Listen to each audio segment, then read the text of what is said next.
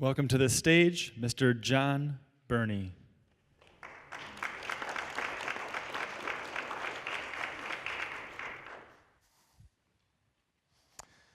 Good afternoon.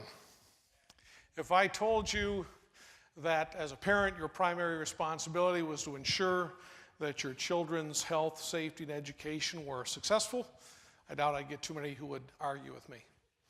And yet, what would you say if I told you I think we're doing a pretty good job on 2 out of 3?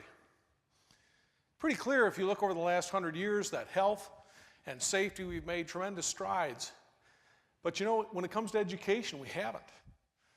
I've been in education 25 years. It's been a great frustration that you look across the board and you ask yourself the question, why is it that so many first graders love to go to school and so many 8th graders don't? Why is it that less than 1/3 of all American students end up with a college degree? Why is it that our ACT and SAT scores just aren't moving? It's frustrating to see that. And a lot of people want to point fingers and they want to say there's blame for that.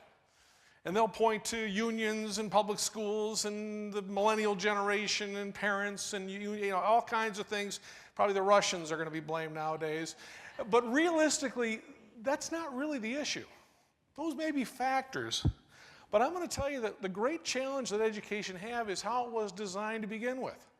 When America decided to make education compulsory, there was only one way to afford to pay for it. And that was to arrange for one teacher to be with a group of 25, 30, well, back in the day, 40, 50, 60 kids in a classroom. It made economic sense, but it did not really make intellectual learning sense. We all know you learn best on your own. You learn best your own way. You learn best doing things the way you want to do it.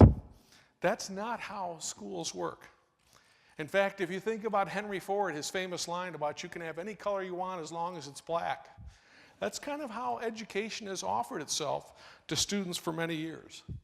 And so what I'm here to tell you tonight is there is something more in education. And the world is about to change dramatically. And it's because of a guy by the name of Ben Bloom, a great educational researcher who actually died about 15 years ago. But about 30 years ago, he published a famous report called the 2 Sigma Challenge. And in that report, he said that he could prove that in a one-on-one learning environment, students performed 2 sigma better than an average student in a classroom. Stated a little differently, a one-on-one student would perform at the 98th percentile of a traditional learning classroom. And his great challenge was, well, how do we do that? He didn't have an answer. We do have an answer today. It's artificial intelligence software that is being brought to light in terms of adaptive learning software. Think of the greatest teacher you ever had. Think of their ability to connect with you. That's exactly what this software is going to do, and it's going to be a solution for the future, a hybrid, a supplement that's going to change education.